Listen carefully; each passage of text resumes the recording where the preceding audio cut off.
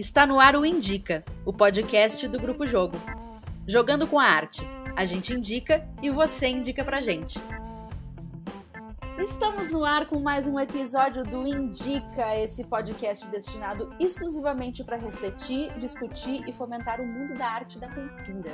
Lembrando sempre que vocês podem nos enviar dicas de temas ligados à arte e à cultura pelo direct do Instagram, @grupojogo, ou pelos comentários no canal do Grupo Jogo no YouTube.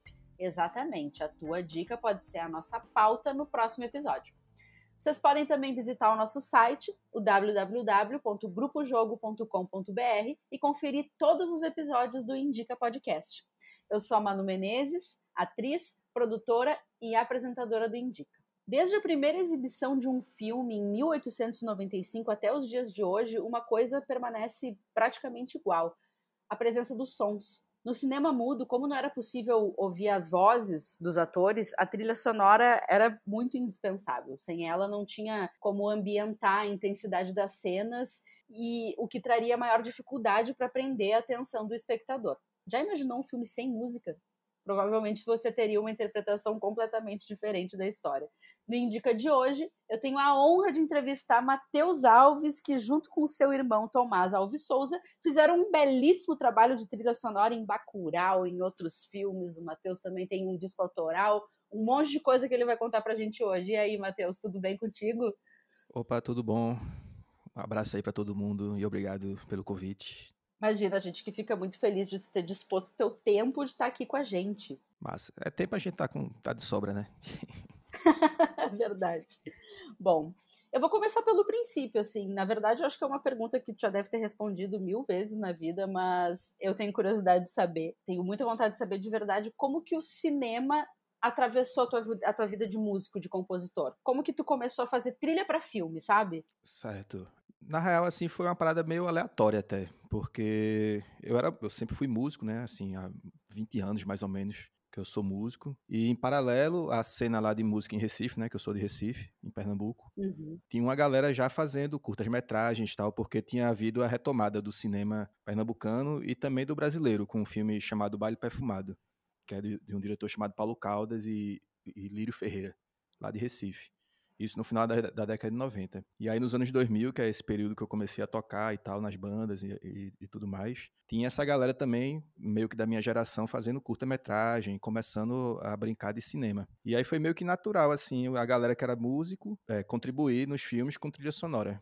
E a gente já era amigo, tal, da faculdade e dos bares, né, da noite, lá de Recife. E aí foi meio que, como eu falei, meio aleatório, assim. A gente começou a fazer música meio que de brincadeira no começo, não era nem profissional o esquema. Sendo que aí o cinema lá foi maturando, né?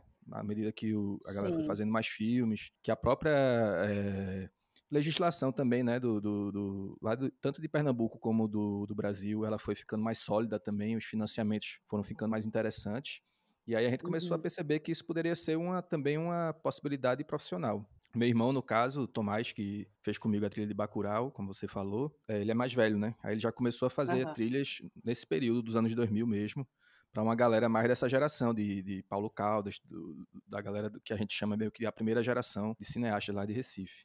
Eu já fui pegar o bonde andando um pouco mais na frente, assim, porque eu era mais novo e tal. Mas é isso. Basicamente tem uma virada de chave, assim, na minha carreira em particular, que foi em 2011, se eu não me engano, 2011 eu fui fazer um mestrado fora, em Uhum. composição, porque eu fiz música, né, na faculdade e tal.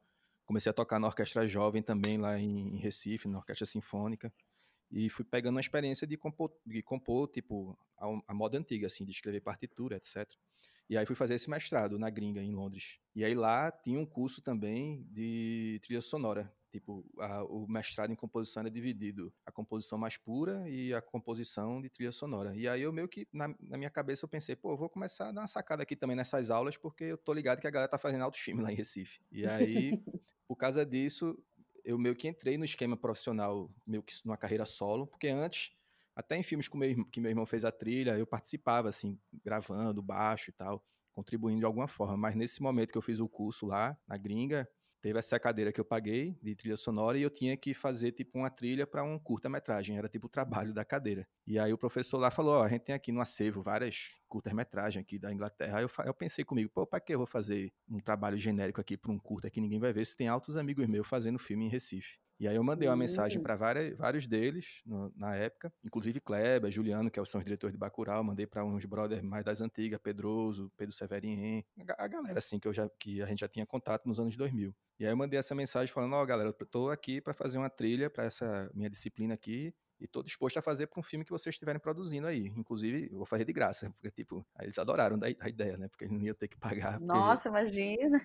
Pois é, a questão de orçamento para curta-metragem, principalmente, é muito complicada, assim. E aí, Sim. dois desses brother, responderam, falaram, estou com uma trilha aqui no gatilho, bora?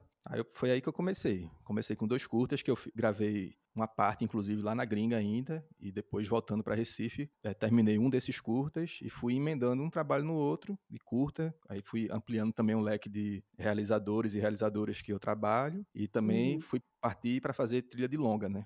Que é o mais legal. E aí, pronto, tô até hoje meio que nesse rolê. Pois é, uma curiosidade, assim, uma coisa que eu achei bem curiosa é que Bacurau já estava com boa parte dele filmado, né? 60% das cenas já haviam sido rodadas quando tu e o teu irmão chegaram para fazer a trilha. Como que isso interferiu no processo de composição? Tipo assim, isso interferiu de alguma forma? É mais fácil compor quando já se tem imagens ou é um processo apenas diferente? Na real, o filme já estava todo filmado. O que ele estava em processo, tipo, em 60% mais ou menos, era a montagem do filme. Eles já estavam lá enfurnados com o Edu Serrano, que é um brother também que é o montador. Eles estavam lá na ilha, lá em Recife, já enfurnados, há meses, sei lá, trabalhando. E aí chamaram a gente, porque eles já vinham paquerando eu e meu irmão para fazer a trilha. Até porque a gente já vinha trabalhando com eles nos filmes anteriores, tipo Aquários, né? Eu não cheguei a fazer trilha para Aquários, mas de Kleber, mas eles usaram algumas músicas minhas, meu irmão tem umas parcerias Eu com ia o dizer, mas Juliano. tem umas músicas tuas, né? Porque eu tava ouvindo ontem e aí Isso, eram músicas prontas já, que tu já tinha, e eles inseriram no filme.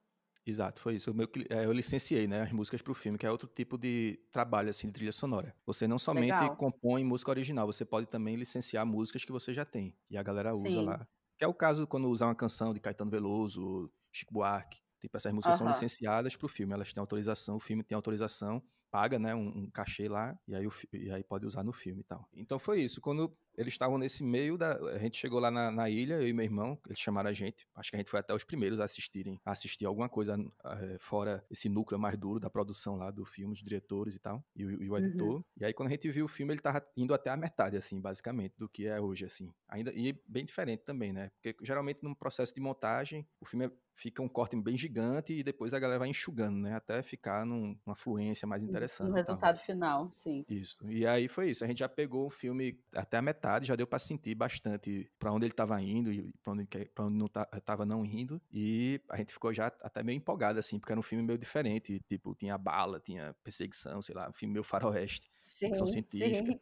A gente tava acostumado mais a fazer uns filmes de pegada política, uma coisa mais drama, assim, sei lá, filme de treta, sacou? Umas coisas meio Sim, sim, de mais relações. exato. Aí chegou um filme desse mais cinemão, assim, a gente se empolgou que só, pô, que massa, vamos nessa. E é isso, a gente já começou a trabalhar em cima, basicamente, de um material já existente de filme mesmo, assim, que na real é o que eu tô mais acostumado até. Eu até Uhum. prefiro trabalhar já com algum corte próximo do corte final do filme, porque aí é muito diferente você compor para um filme, para as imagens já ali, né, o ator, as atuações e tal, os cenários, e você compor para um roteiro, por exemplo. É um processo muito diferente. Eu não, até agora, na minha experiência, foram poucas as vezes que eu compus a partir de um roteiro. Eu até fiz um trabalho desse aqui em São Paulo já, de um Uhum. curta-metragem de animação e tal, que eu parti do roteiro, mas era um caso mais específico, era animação, e ela era muito musical, aí precisava da música antes e tal. Enfim, é outra possibilidade. E, na real, todas estão valendo assim, mas talvez pelo fato de eu ter mais experiência com trabalhar com os cortes próximo do corte final,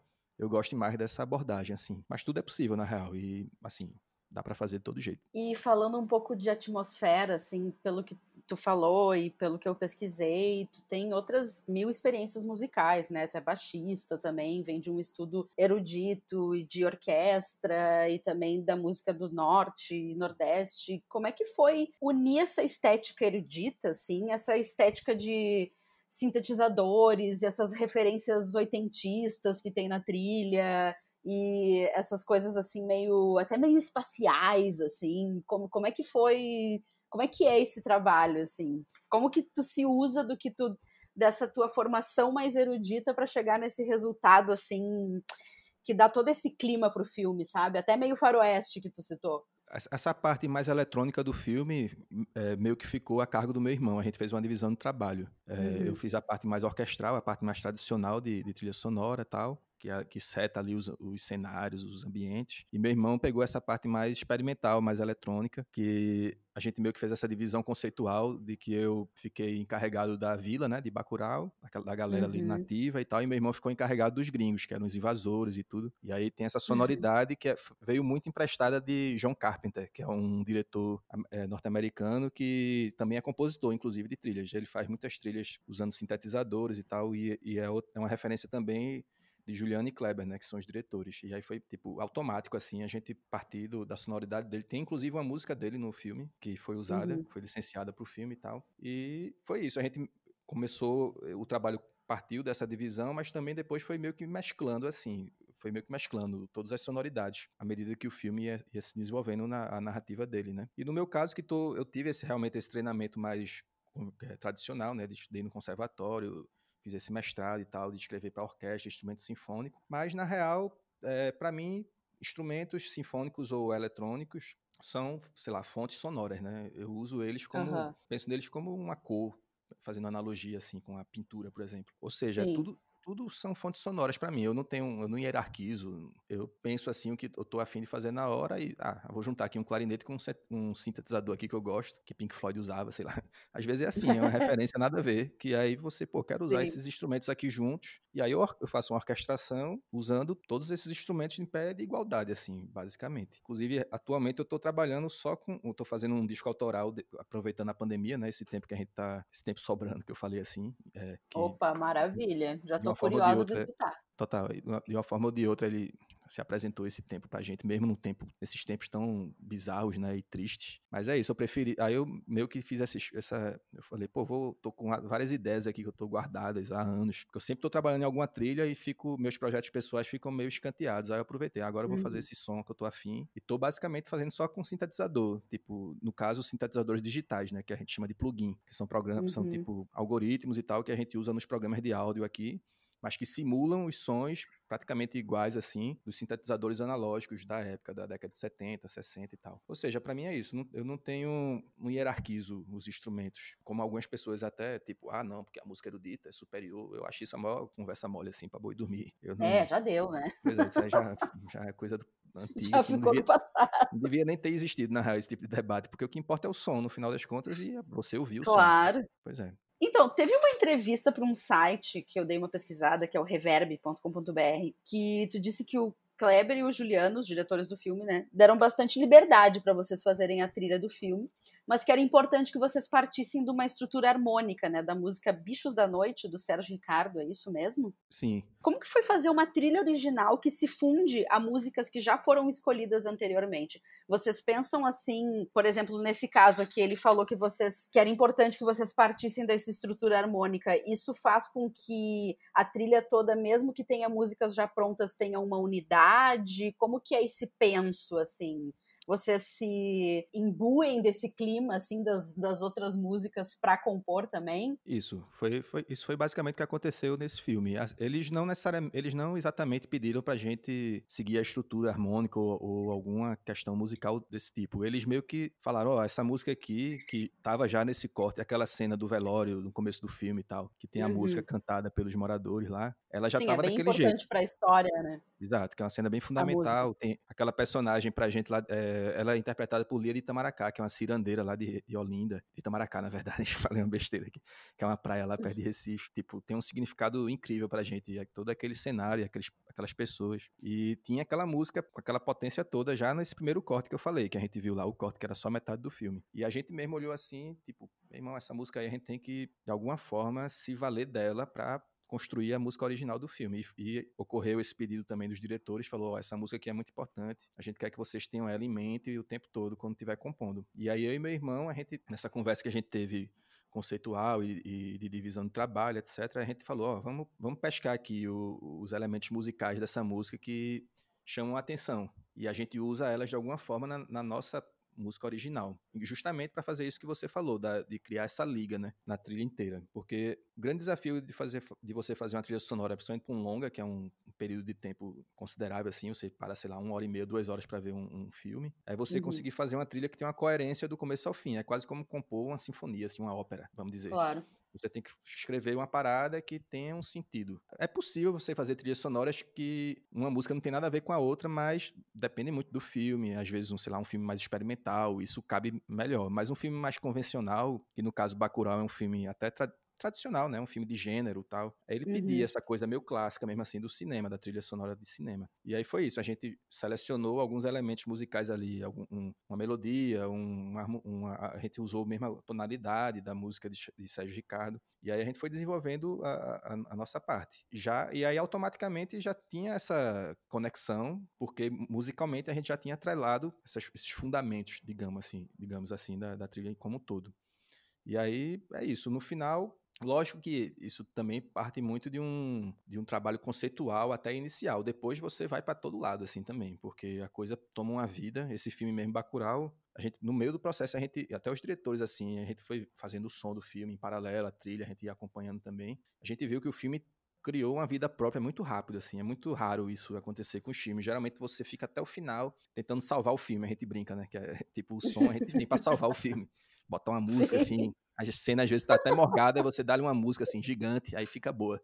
Mas Se Bacurau não, transforma. exato, Bacurau não, já era um filme que tinha uma força própria e a gente percebeu que a gente só tinha que ajudar um pouquinho, assim, para o trem andar, porque ele já tava andando. E aí Mas a foi isso. trilha é muito potente, é muito boa. Eu tava ouvindo ontem, as músicas de vocês são muito boas. Inclusive tem uma música, acho que desse compositor que tu falou, que se chama Night, ou Sim, Night Walk. Night.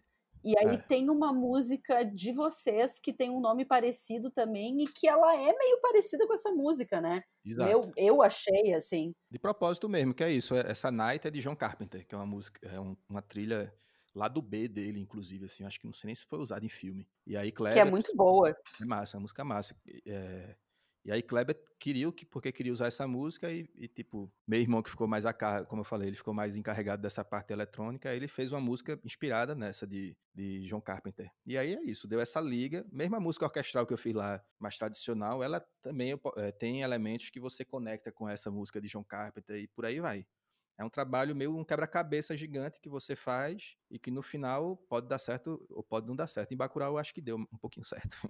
Deu certo, inclusive, no sentido de sentar para ouvir a trilha, Que massa. sabe? Ontem eu peguei no Spotify, fui escutar, inclusive eu vi que saiu em vinil, né? Tá aí um Foi. vinil que eu gostaria de adquirir. Total. E eu, enfim, escutei a trilha ontem e ela é gostosa de ouvir, assim, por si só, né? De Uhum. sentar e de escutar, assim, isso é muito massa. E realmente existe essa liga, assim, tu vê que a trilha inteira ela tem um percurso, né? Que Sim, liga uma coisa à outra, assim, total. e que querendo ou não conta a história do filme meio que sonoramente, né? Porque eu que já assisti, eu ficava ouvindo a trilha e lembrando das coisas. Isso é muito maravilhoso, assim, é uma trilha bem marcante. Eu gosto Total. muito. A gente teve esse cuidado até porque quando surgiu essa coisa do vinil, que foi uma surpresa pra gente, eu recebi um e-mail do nada de um gringo da Polônia, sei lá, falando, ó, a gente quer lançar em vinil. Eu fiquei achando que era trote até. Eu fiquei, meu irmão, que segue, alguém tirando onda. Mas aí quando a gente viu, era verdade. E a gente fez esse vinil gringo e depois.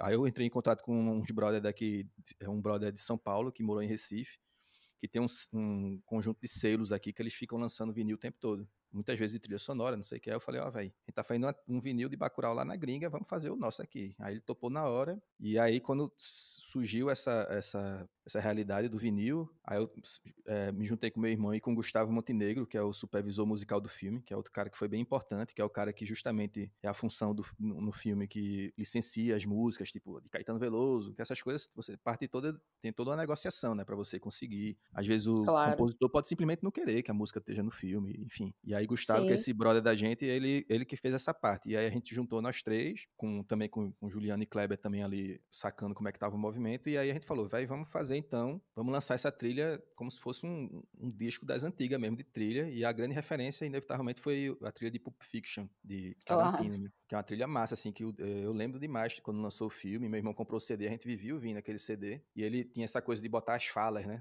de alguns trechos de falas do Sim, filme, e na mesma hora eu falei, oxe, bora fazer a mesma coisa com Bacurau, porque tinha algumas falas que já estavam ficando meio famosas, até sim. pra a galera usa em meme, não sei o que, eu falei, oxe, vamos pegar justamente essas, e a gente vai botar elas no meio, assim, das músicas, tanto as músicas licenciadas como as originais, e tentar fazer essa narrativa sonora, como tu falou. E aí foi massa, que a gente teve esse trabalho também, que foi bem...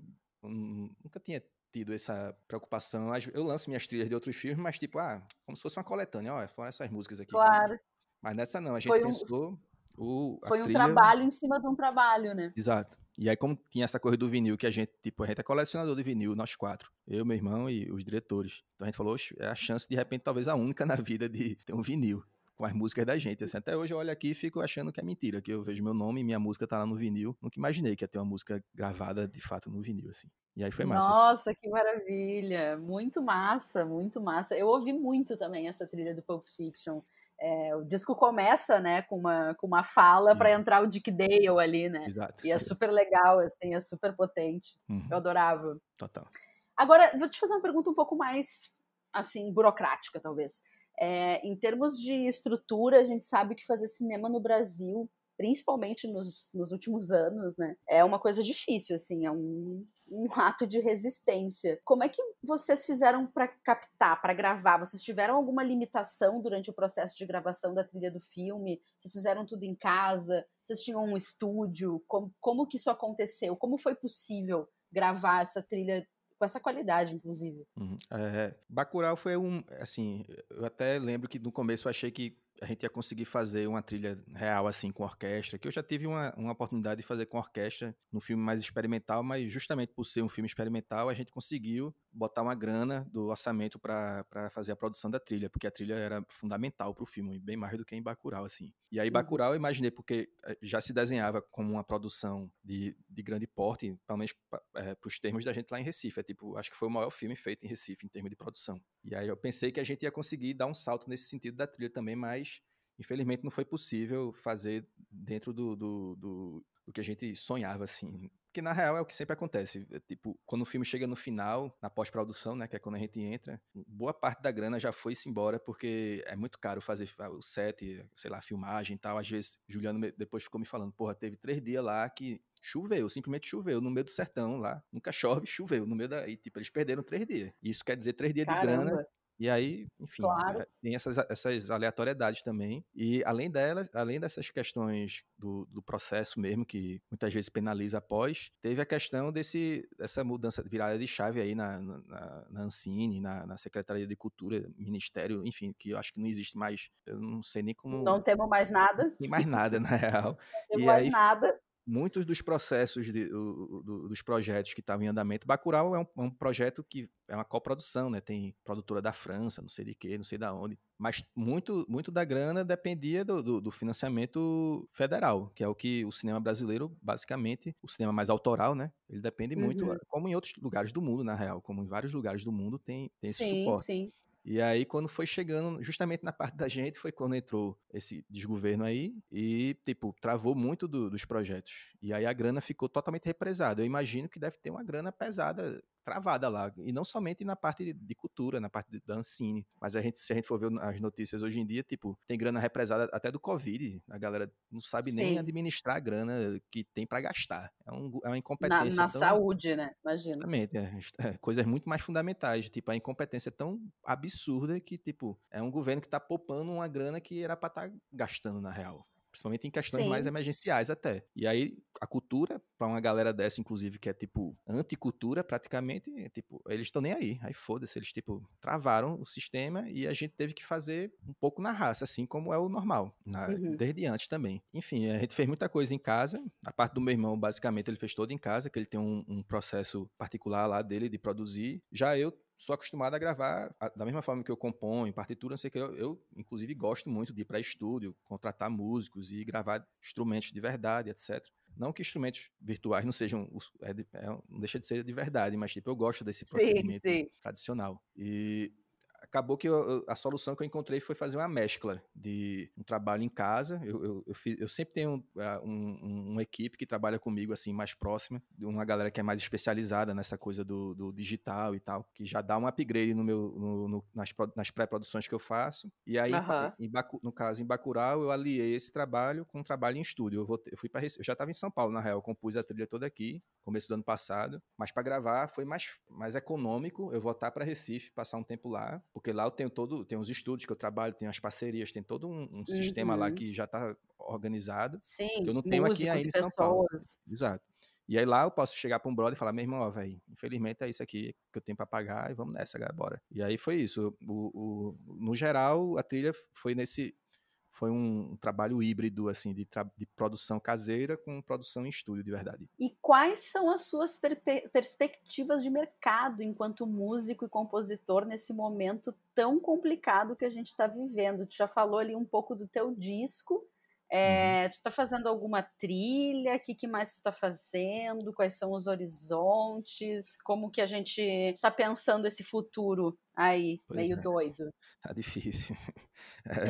Eu me mudei para São Paulo ano passado justamente para dar uma ampliada, né, no meu leque assim, de contatos e de possibilidades de trabalho, porque lá em Recife eu meio que já zerei o jogo, assim, de uma certa forma. Já trabalhei com boa parte da galera lá, continuo trabalhando, e não estava sendo o suficiente, porque para você construir ter um meio de vida, assim, de trilha sonora para cinema, é algo muito... Até hoje eu brinco aqui com meus amigos, eu falo, vai, porque eu não terminei? Eu cheguei a fazer computação, 2 anos de ciências da computação. Porque eu não terminei computação, tava de boa agora, feito uns amigos meus concursados, enfim. Mas eu acho que todo artista se pergunta isso em algum ponto, né? Principalmente os que fizeram algo antes. Eu, às vezes, me pego também, puta, por que eu não abri um salão de cabeleireiro? Que eu ia estar ganhando mais dinheiro. Pois é. Mas enfim, é isso. É meio que você não escolhe a música, né? Ou outro tipo de arte, assim. É ela que lhe escolhe, na real. Eu sinto muito isso, assim. Tem hora que quando eu vi, eu era também. músico. Tipo, eu tocava porque gostava, fui gostando cada vez mais. Uma hora eu falei, véi, é isso.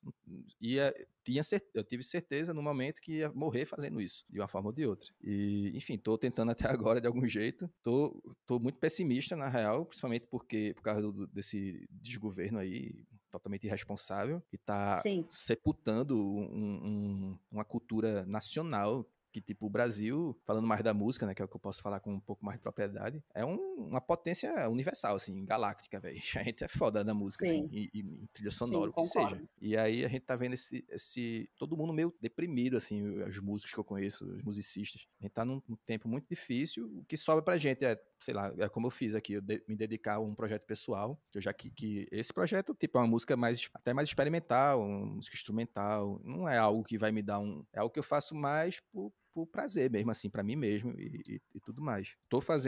Voltando mais ou menos pra tua pergunta, eu tô fazendo uma trilha também com um brother chamado Caçapa, que é lá de Recife, mas que mora aqui também até há mais tempo, de um filme de Recife, que surgiu depois de Bacurau. Cheguei a fazer algumas trilhas quando eu cheguei aqui em São Paulo, mas ainda para diretores e realizadores lá de Recife, de uma galera que já mora aqui, e filmes produzidos por produtoras daqui. Enfim, eu estava justamente nesse meu caminho, né, que era meu plano, de chegar em São Paulo e ampliar minha atuação, mas aí veio o desgoverno junto com pandemia. Aí, pum, foi que nem um balde de água... bomba. Um balde de água a 0 Kelvin, né? Zero absoluto, né? Nem água fria. Uma pedra de gelo na cabeça. Pois é, e aí é isso. Eu tô realmente pessimista, mas ao mesmo tempo não tenho o que fazer. Eu tenho que continuar tentando e fazendo som. Tipo, tô aproveitando já aqui...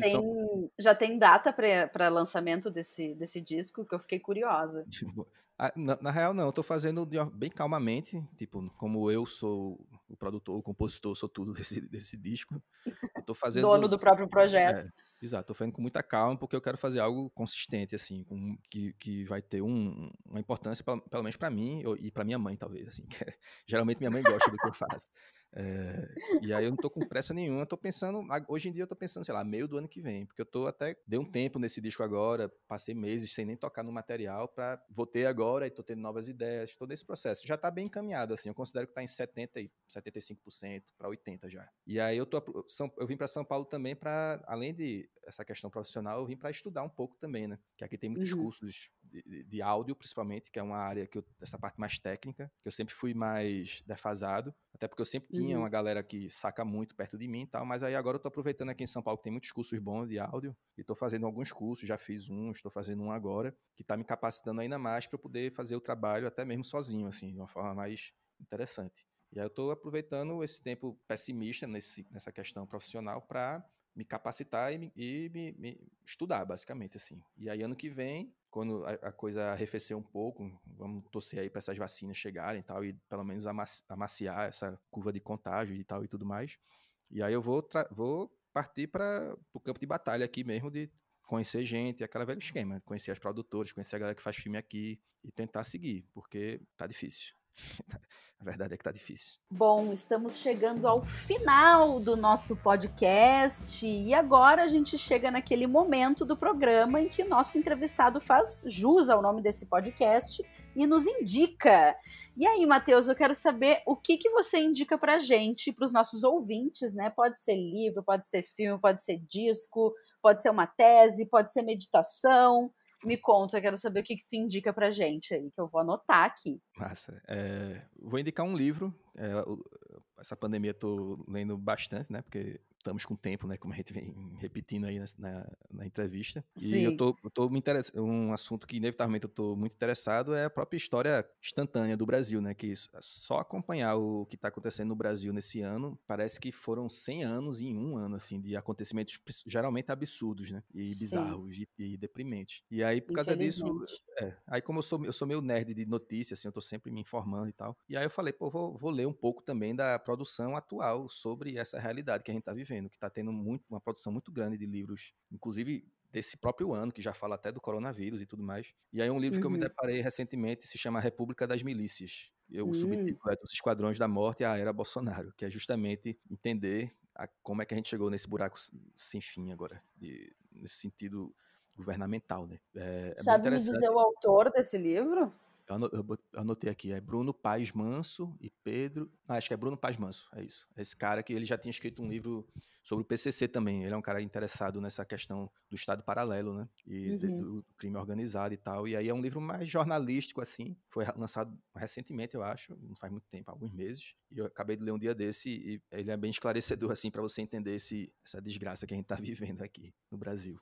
Então, fica aí a dica do Matheus, República das Milícias. Fiquei bem curiosa. E, Matheus, queria te agradecer muito por tu estar aqui mais uma vez. Muito obrigada por essa entrevista. Espero que tu tenha gostado também. Muito obrigada por ter disposto do teu tempo para estar aqui com a gente. Eu que agradeço. Muito massa, Manu. Valeu aí pelo convite. Sempre bom estar conversando sobre coisas legais. Gente, é isso então. Lembrando que vocês podem ouvir todos os episódios do Indica no nosso canal do YouTube, no nosso site. Lembrando também que no www.grupojogo.com.br a gente tem o nosso chapéu virtual. Enfim, a nossa maneira de arrecadar fundos para continuar fomentando o trabalho e levando informação e criando podcast, e agora criando conteúdos digitais aí para continuar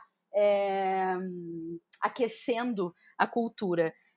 Agradeço muito a presença do Matheus, agradeço muito aos nossos ouvintes, um grande abraço e até a próxima.